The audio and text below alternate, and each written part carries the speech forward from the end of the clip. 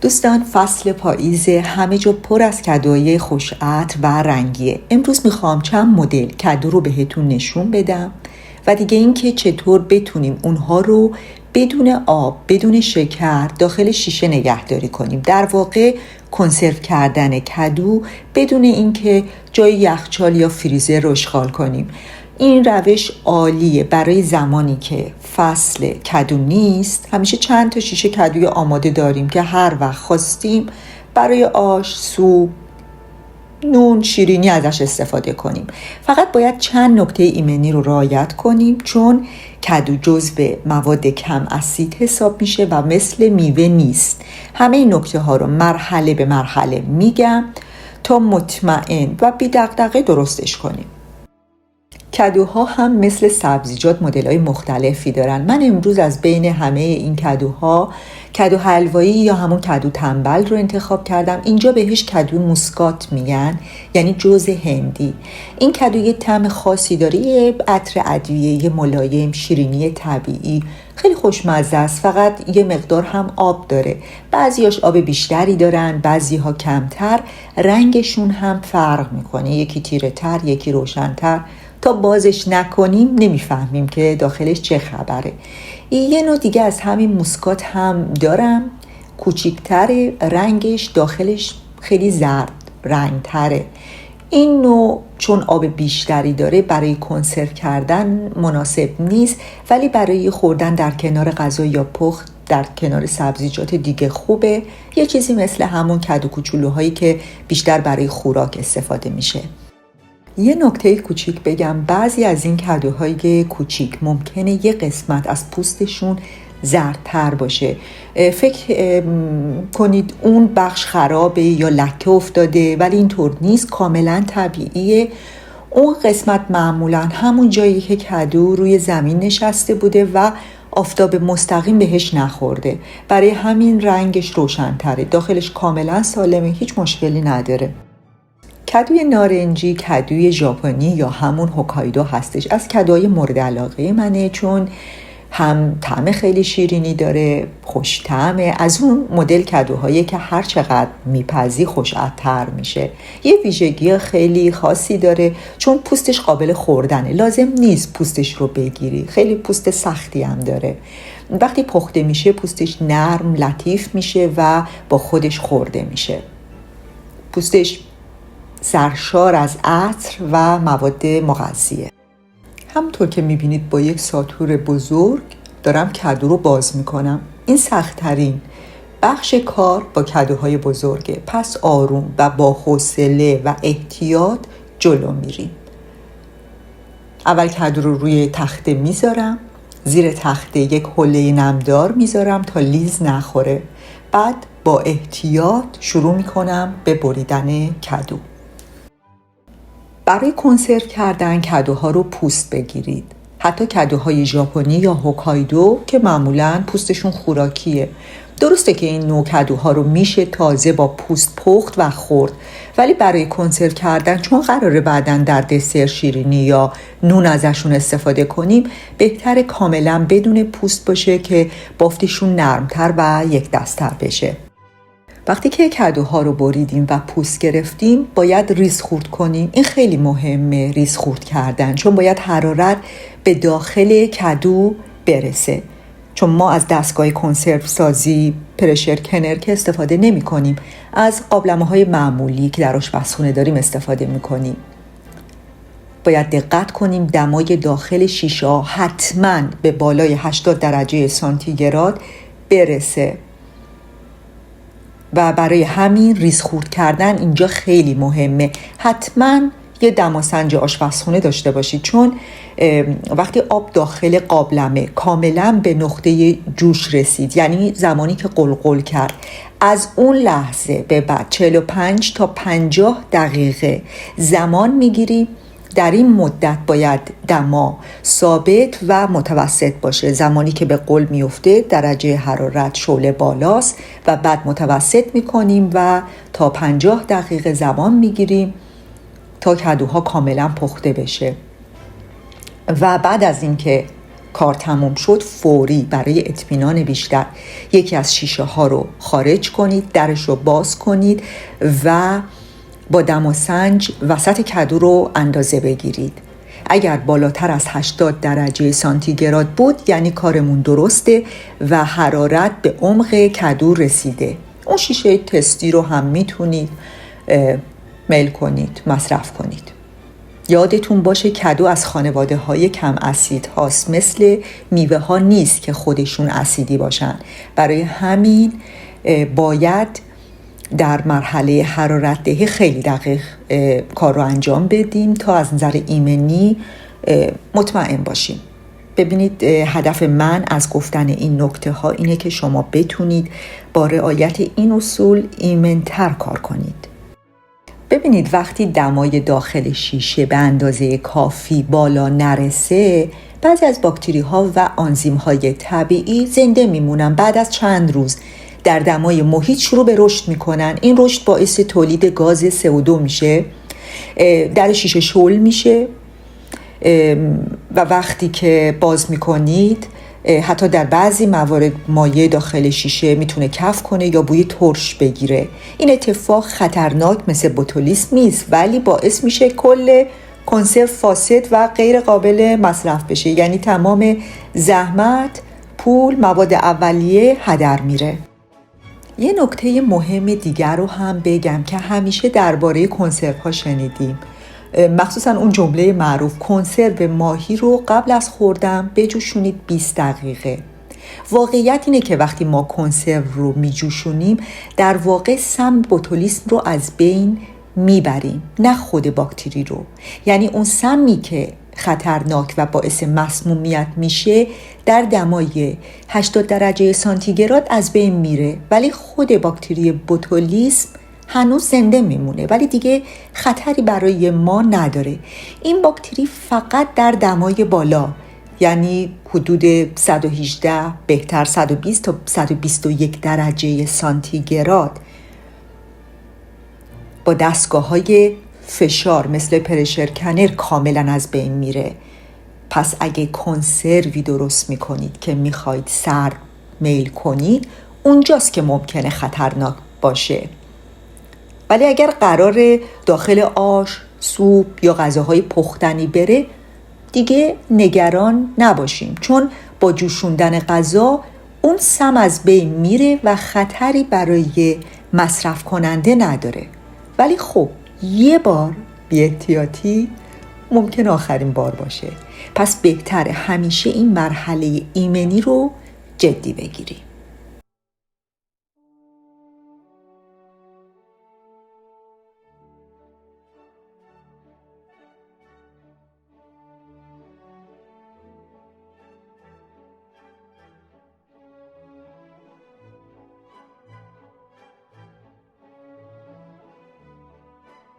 حالا رسیدیم به مرحله پاستوریزه کردن کدوها. همیشه یادتون باشه شیشه ها باید کاملا تمیز و شسته شده باشن. حالا اگر نمیخواید شیشه ها رو در آب بجوشونید، حتما آب رو جوش بیارید، داخل شیشه ها بریزید، حرکت بدید و بعد آب رو خالی کنید تا شیشه ها داخلش کاملا داغ بشه. بعد اطمینان داشته باشید که شیشه ها سالمن، بدون ترکن، در شیشه ها سالم باشه، زنگ زدگی نداشته باشه. کسانی که از شیشه های وک استفاده میکنن واشرهای سیلیکونی سالم باشه. داخل شیشه ها باید خشک و تمیز باشه. کدوهای خورد شده رو میریزیم داخل شیشه 2 سانتی متر پایین تر از لبه شیشه باشه. همیشه این فاصله رو بذارید تا بخار بتونه حرکت کنه. بعد در شیشه ها رو ببندید و اونا رو داخل قابلمه‌ای که کفش یک دستمال، یک حوله بذارید تا مستقیم با فلز در تماس نباشه. بعد از آب معمولی شیر استفاده کنید چون داغ نباشه خیلی، چون شیشه ها دمای اتاق داره، برای همین یا گرمه بخواد ترک نخوره آب سرد بریزید، آب معمولی باشه، آب داغ هم نباشه. حتما آب باید تا حدود 2 سانتی متر پایین تر از لبه بالایی شیشه ها باشه. اگر که شیشه ها یک ردیف گذاشته میشه. اگر شیشه ها رو 2 ردیف گذاشتید، حتما ردیف پایین کاملا باید زیر آب باشه. ردیف دوم تا 2 سانتی متر پایین تر از لبه شیشه باشه. بعد برای اینکه شیشه ها بعد از جوشوندن کدر نشن، میتونید 1-2 قاشق سرکه داخل آب قابلمه بریزید. این باعث میشه شیشه ها تمیز و براق بیرون بیان. حالا در قابلمه رو میذارید، حرارت رو بالا میبرید تا آب به جوش واقعی برسه. بعد حرارت رو متوسط میکنید، 45 تا 50 دقیقه زمان بگیرید. برای اطمینان 50 دقیقه خوبه. در پایان هم یکی از شیشه ها رو با احتیاط، با اون ابزاری که بهتون نشون دادم، خیلی با احتیاط در بیارید و در شیشه رو باز کنید. با دماسنج وسط کدو رو اندازه بگیرید. اگه دما بالای 80 درجه سانتیگراد بود، یعنی همه چیز درست پیش رفته و حرارت به مغز کدو رسیده. طریقه کنسرو کردن یک ردیفه شیشه در قابلمه رو که قبلا آموزش دیدید. این دفعه میخوام بهتون طریقه 2 ردیفه کنسرو کردن شیشه ها رو در قابلمه بهتون نشون بدم. حالا چون تعداد شیشه های منم زیاده، این دفعه از یک قابلمه بزرگتر و بلندتر استفاده میکنم. این قابلمه باید طوری باشه که 2 ردیف شیشه داخلش جا بگیره. یعنی شیشه های ردیف پایین کاملا زیر آب قرار میگیره و ردیف دوم هم تا حدود بیشتر از نصف ارتفاعش، بالاتر 2 سانتی متر پایین تر از شیشه باید داخل آب باشه. من برای زیر قابلمه این دفعه برای اینکه بهتون نشون بدم که حتما نباید از پارچه باشه، میتونید از یک صفحه فلزی استفاده کنید و برای باز بین شیشه اول و دوم من از یک صفحه دیگه استفاده کردم که مال یه دستگاه دیگه بوده، ولی خب کارشو اینجا خوب انجام میده. حتما نباید استفاده بشه، ولی اگر استفاده بشه یه مقدار حرفه‌ای تره، خوبه. اینطوری همه شیشه ها چه بالا چه پایین یه حرارت یک نواخت میبینن، ولی میگم اگر هم نداشتید هیچ مشکلی پیش نمیاد.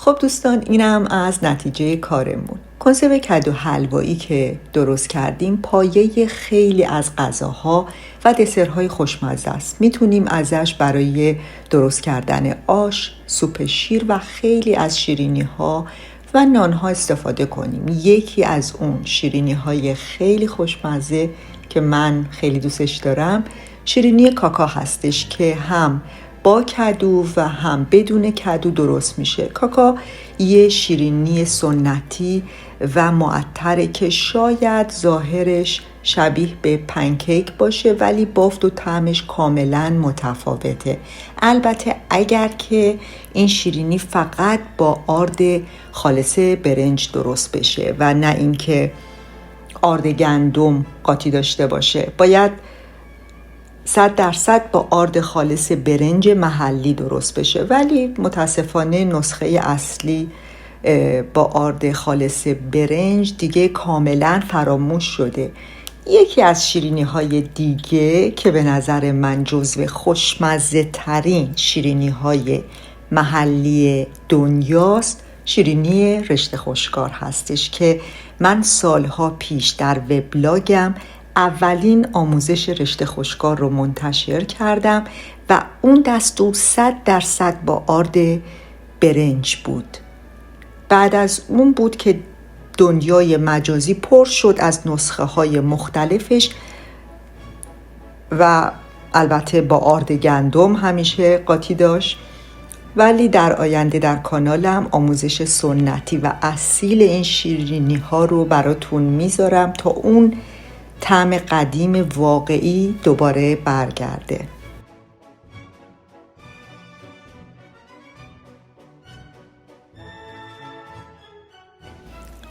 در این بشقاب هم میبینید شیر برنج کدو حلوایی رو که با برنج، شیر و کدو حلوایی درست شده. یه دسر خوش عطر و شیرین که واقعا طعم پاییز رو داره. آموزش همه اینها رو براتون در آینده میذارم. آموزش کنسرو کردن کدو حلوایی اینجا تموم میشه، اما در واقع این تازه شروع کاره، چون کنسرو سازی فقط پختن نیست، انتخاب درسته. در ویدیوی بعدی با هم دستگاه ها و قابلمه های مختلف رو بررسی میکنیم، از قابلمه های ساده‌ای که تا به امروز باهاش در کنسرو سازی کار کردیم برای کنسرو کردن میوه ها تا قابلمه های پیشرفته تر و حتی دستگاه‌های مخصوص کنسرو سازی که در منزل هم قابل استفاده هستند. در اون ویدیو یاد میگیریم برای چه نوع مواد غذایی مثل سبزیجات، حبوبات یا خوراک‌هایی با اسید پایین کدوم روش، کدوم دستگاه ایمن‌تر و مناسب‌تره. این بخش از آموزش‌ها خیلی مهمه، چون باعث میشه کارتون مطمئن‌تر و نتیجه کنسرو هاتون سالمتر و ماندگارتر باشه. پس حتما ویدیوی بعدی رو ببینید، چون میتونه در انتخاب درست دستگاه و روش کنسرو سازی کمک بزرگی براتون باشه. تا بعد دوستان.